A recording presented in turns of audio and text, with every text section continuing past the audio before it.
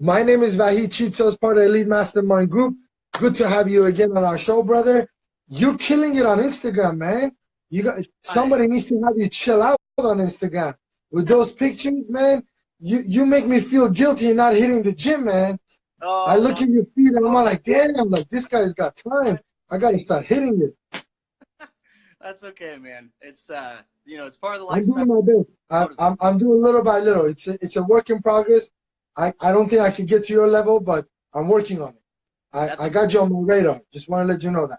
Hey, thank you. Yeah, and that's cool, man. Hey, it's a step, right? Every step's a little bit of part of the journey, so it's okay. That's it, man. It's a marathon. It's not a sprint, so I got to take my time and get there. Listen, you compete at a high level. You're dealing with a lot of individuals that they got their stuff together. Like these guys are not playing around. They know their stuff. Yeah. Talk to us a little bit about that elite level. What does it take to, I know getting there, it's one thing, but staying there, it's Mm. something else. What kind of mindset does it take? Tell us a little bit about what you do, how you do it, and kind of tell us about that elite level. Yeah, yeah, of course. So, if I guess if anyone is watching and hasn't followed me or doesn't follow me, I'm a pretty competitive bodybuilder. I do classic physique. Just took an overall title this past weekend. Going to nationals. Shoot, we leave next week. But ultimately, as far as being elite, I truly believe that anyone really can. You know what I mean? It's building that foundation of obviously within the fitness industry, it's going to be nutrition and training, but the component that might not be covered enough is going to be the mindset, right? And you kind of nailed it. You got to have that mindset of continuous progressive growth. You have to be able to accept the challenges and obstacles, and like it's also being pretty realistic. Like I fail too, like even being, an elite athlete, everyone has failures, but it's how do we look at these failures? Are we taking these failures and going, oh, well, I guess I'm not good enough. You know what I mean? Or are we like, okay, let's look at this. What did I learn? How can I improve? You look at it from every angle to just create more of a well-rounded person and a more, I guess, adaptable mind to create constant progress, keep moving forward, right? So you learn from your mistakes, and honestly being relentless. I think you know my journey has been a very long one. It's taken me a long time to get to this status, and the problem with Instagram and and Facebook is like we can obviously only share what we want to share, but ultimately my journey's been 10 years. So you can say, oh, he's an elite athlete, he's genetically gifted, but it's like, I've been doing this for years. So it's being relentless. It's being, you just can't quit. And there's really no magic formula. You're just putting all the pieces together and doing it day in, day out, learn, grow, day in, day out. You know what I mean? And here's the other part that I wanted to hit. I was talking to one of my guys over here this morning, and we were going at it early in the morning. Is that I don't think Kobe Bryant ever got tired of wearing the same jersey, same shoes, same number over and over and over and over again. So I think a lot of people that I come across that are on their success path, they don't, I don't know if they don't comprehend it. I think they do, but there's a little bit of a misalignment, misconnection that just like yourself, you've been saying 10 years, but Yeah.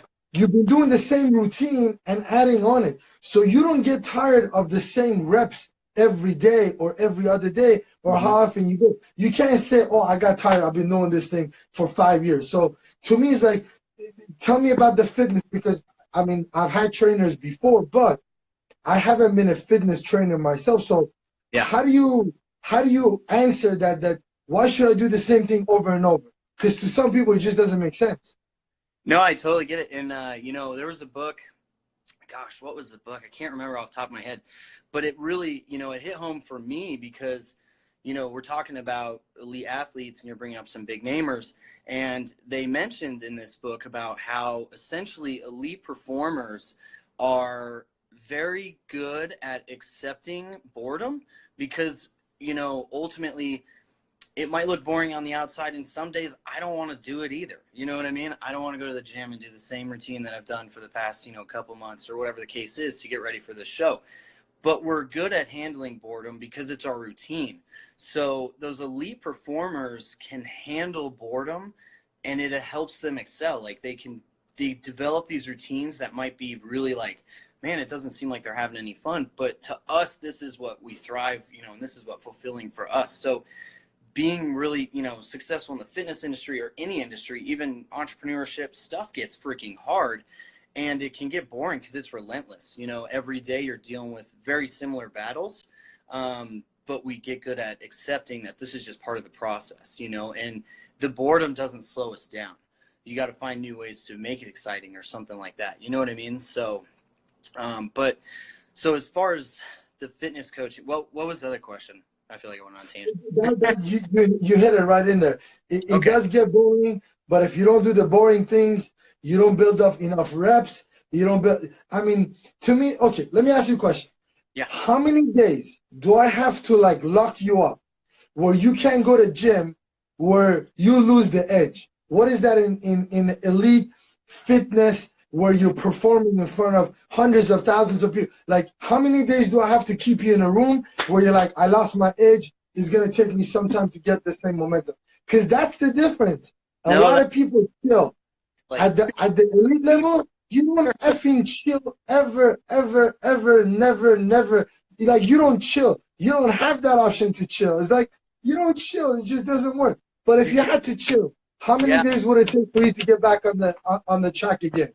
Yeah, no, you're right. I mean, if you locked me in a room, I'd probably go insane, right? Because this is my therapy. But Right. it's a really good point. It's that every day you have to be putting in the work, and it boils down to the consistency and being relentless. If you don't have those characteristics develop, as a person, focus on them, because that's really what's going to set you apart. Because unfortunately, and we see it. I'm a fitness coach myself. I own Atlas Nutrition, and me and my wife have a pretty good sized company with about 170 clients. A couple coaches work for us too. And it's, we see it a lot, and a lot of people have this expectation of, oh, okay, if I do it for a month, you know what I mean? But that's not the case. It's putting in this relentless work, and it's consistency, and it takes a lot of time.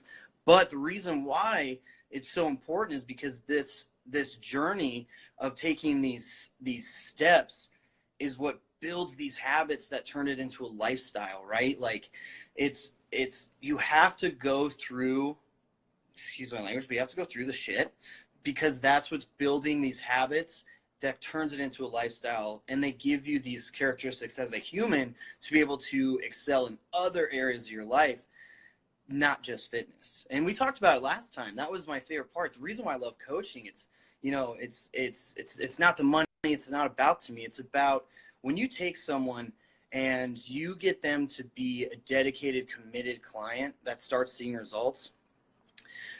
Physical progress, awesome. It's cool. The body changes. Of course, that's the fascinating part. Holy, it is mind blowing.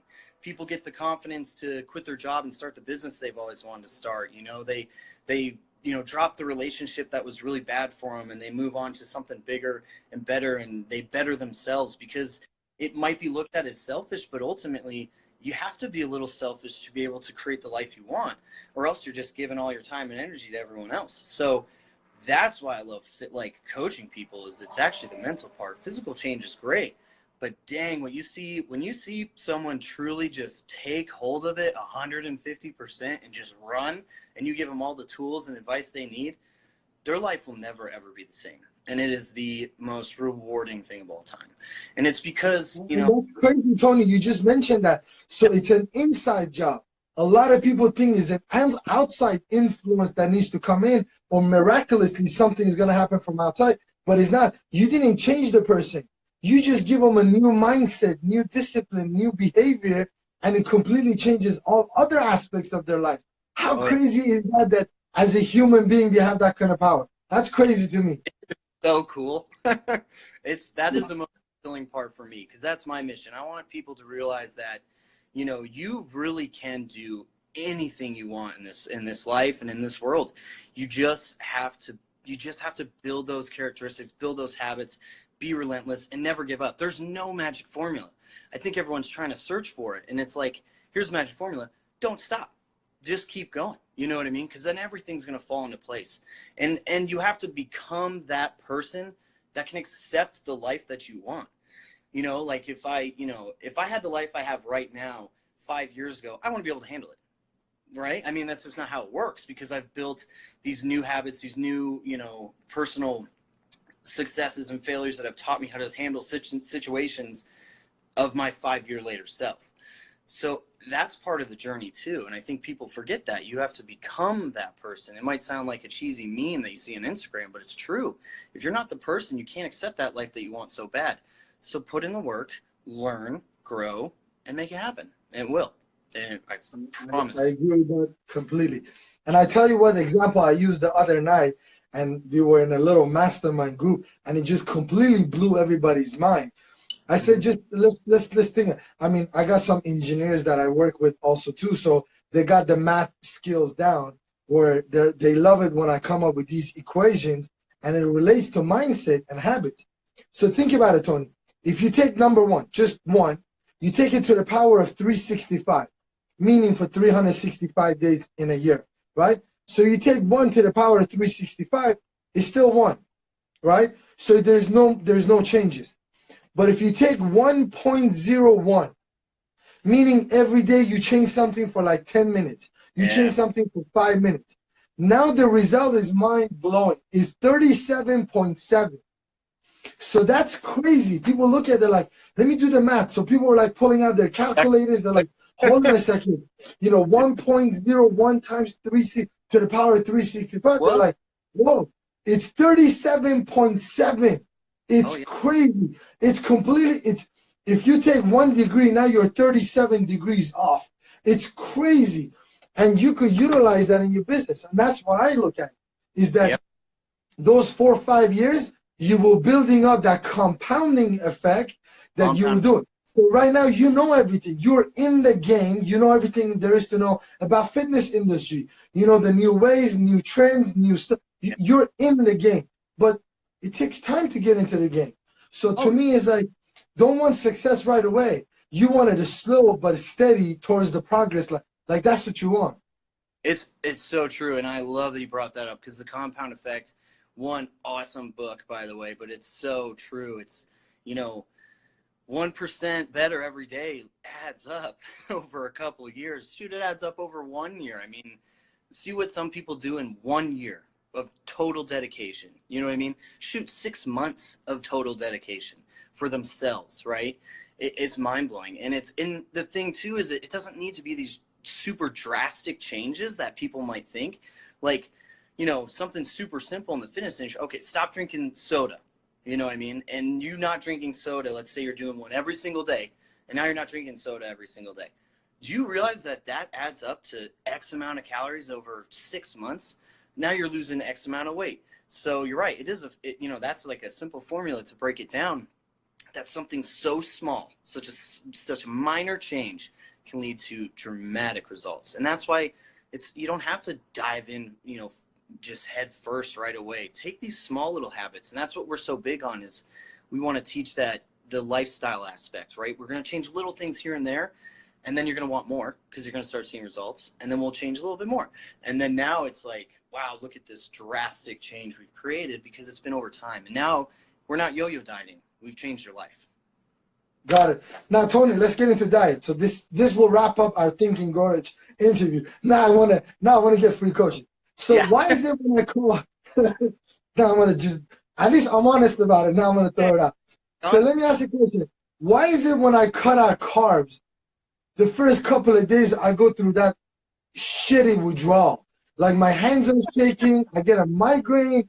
Like what the heck is carbs doing to my body? Is it like drugs? Is it like, I hear people like, it's like a drug addict. You go through withdrawals and everything else. So why is that the case? Yeah, good question. So, if we're talking about like complex carbs or simple carbs, but let's say the sugar, there is something as far as sugar withdrawals. Your body does become addicted to it. But in the big grand scheme of things, ultimately, if you cut carbs for a few days, our body is primed to take carbohydrates, turn it into, body sugar or glucose, and then store it as glycogen. and it's stored in our muscles, in our liver, and that's basically potential energy for later. Now, if you cut carbs for a few days, your body's going to start pulling from that, because your brain only runs off of glucose, and all your body ever really cares about is taking care of your brain, right? So you're going to burn through that glycogen, and then you're going to start feeling really tired because now what's happening is your body is shifting its metabolic process from utilizing carbs that you were doing so long as its main energy source, and it's trying to find another energy source. So now it's going to start pulling from fats, your dietary fats. So let's say, you cut your carbs a bunch, and now you're going to increase, like, I'm going to have some more avocados and, peanut butter and almonds and, like, coconut oil. So all these healthy fats. Now your body has to reconfigure how it's going to create energy. So it's the body's the most adaptive machine of all time, but it doesn't really like change. So you're going to have that period of like, oh, what are you doing to me? And then it's going to change. So it will adapt. And that's, typically you get that brain fog and all that kind of stuff, because you only have so much stored glycogen before you burn it. So is being healthy more what you put in your mouth as far as diet goes, or is it more like the exit? So if you have to put a ratio, and I know for everybody's different, but if you have to put a percentage to it, how many percent is your daily exercise? How many percent is what you intake? Ooh, great question. Okay, so, being a fitness coach, I am a huge believer that nutrition is number one.